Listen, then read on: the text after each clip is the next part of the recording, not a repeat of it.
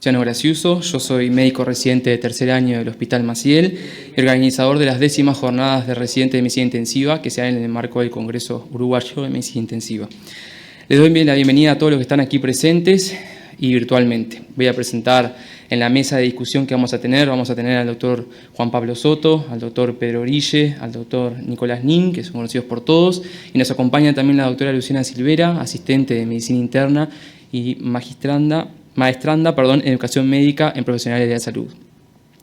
Cuando me planteé organizar la jornada de residente, inevitablemente no pude relacionarlas con el duro año que la especialidad y nosotros tuvimos. Es una jornada que espero nos invite a todos a la reflexión sobre el rol del residente en medicina intensiva, pasado, actual y futuro.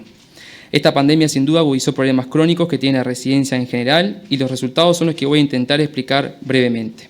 Es una jornada distinta a otras, es una jornada donde no vamos a hablar específicamente de temas académicos relacionados con patología, sino que van a escuchar palabras como burnout, clima educativo, bienestar profesional, trabajo médico del residente y empatía.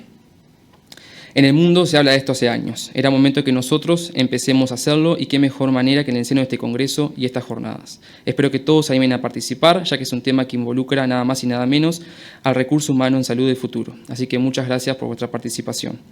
Para iniciar con las jornadas, les voy a presentar los datos de la encuesta que realicé. Esta encuesta tenía objetivo de caracterizar el trabajo médico del residente durante la pandemia, evidenciar el impacto percibido por parte de los residentes en términos académicos y evidenciar el impacto a nivel psicoemocional. La importancia de realizar esta encuesta es que el rol esencial que tuvimos los residentes de medicina intensiva durante la pandemia, que involucró un cambio en el paradigma, ya que nos habilitaron a los titulados a ejercer. Creo que hay una necesidad de caracterizar el trabajo médico del residente durante la pandemia y la pandemia fue un elemento y es un elemento estresor tanto a nivel individual y organizacional y eso va a tener repercusiones como les voy a tratar de demostrar en los próximos minutos. En cuanto a las características generales de la población, contestaron la encuesta el 52% de la totalidad de residentes y posgrados que se encuentran actualmente cursando el mismo.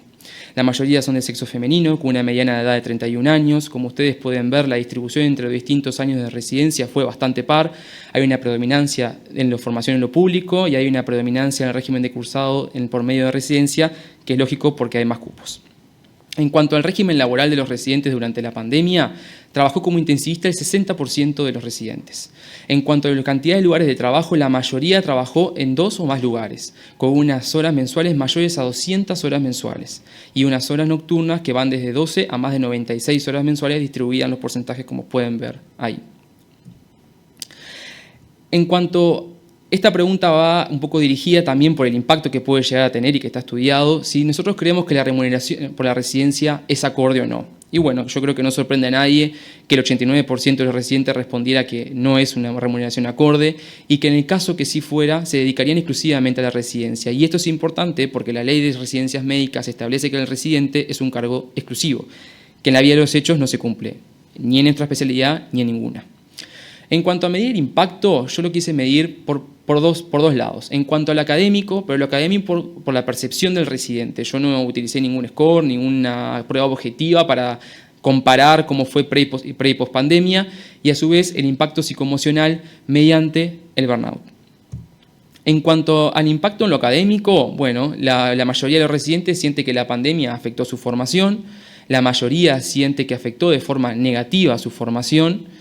La mayoría piensa o siente, o no, en realidad interfirió con el inicio o el desarrollo de su trabajo monográfico, esto es importante también, y la mayoría siente que su rendimiento académico empeoró durante la pandemia. A su vez, cuando nosotros les preguntamos si en algún momento había pensado en abandonar el posgrado de la especialidad, casi la mitad de los participantes contestaron que sí o en alguna oportunidad. Sin embargo, cuando les preguntamos si tuvieran que elegir la especialidad nuevamente, el 86%, la amplia mayoría, respondió que lo volvería a elegir. En cuanto al burnout, hay múltiples formas de definir el burnout, múltiples formas de realizar el diagnóstico de burnout. No me voy a explayar en esto porque la doctora Silvera va a hablar sobre esto y va a dar un marco teórico a estos resultados, pero se evalúa por medio de tres dimensiones: el agotamiento emocional, la despersonalización y el grado de realización personal, y es un fenómeno psicológico que se produce frente a un estrés crónico y es específicamente del trabajo. En los residentes de medicina intensiva que respondieron a la encuesta hubo indicios de burnout en el 100% de los residentes. El 61% de los residentes tenía elementos de burnout severo. En cuanto al desglose de las dimensiones, vemos que un alto porcentaje, más del 50%, tenían un grado de cansancio emocional o agotamiento emocional alto. Y un grado de realización personal medio o bajo, más del 50%. Entonces, ¿qué se asoció al burnout? Bueno, había asociación estadísticamente significativa entre el año de cursado de residencia y burnout. El 93% de los R3 que respondieron a la encuesta tenía elementos de burnout severo. En cuanto a la remuneración y el burnout, como ya está estudiado que los bajos ingresos inciden en el desarrollo de burnout, vemos que aquellos residentes que respondieron que pensaban que la remuneración no era acorde tenían mayor porcentaje de burnout severo en comparación con los que no. En cuanto a la carga laboral, el burnout y el multiempleo tienen una relación. Acá vemos que las que trabajaron en 2 lugares o más, la mayoría tenía burnout severo. Aquellos que trabajaron más cantidad de horas nocturnas tenían más porcentaje de burnout severo. Y aquellos que trabajaron más horas mensuales también tenían más porcentaje de burnout severo.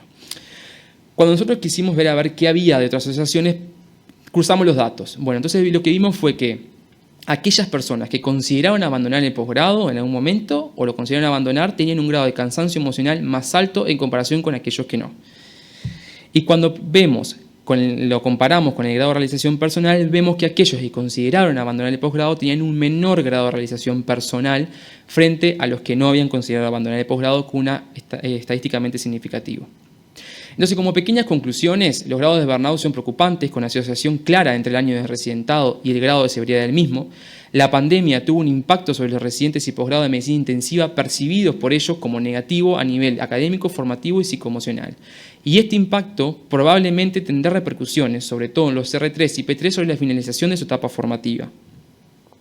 Entonces, yo creo que la comunidad de intensivistas deberá discutir el número de intensivistas necesario para el país, el rol del médico residente no titulado en la asistencia de pacientes críticos en nuestro país. Yo creo que hay que cambiar un poco el paradigma, hay que empezar a evaluar la residencia por medio de competencias progresivas.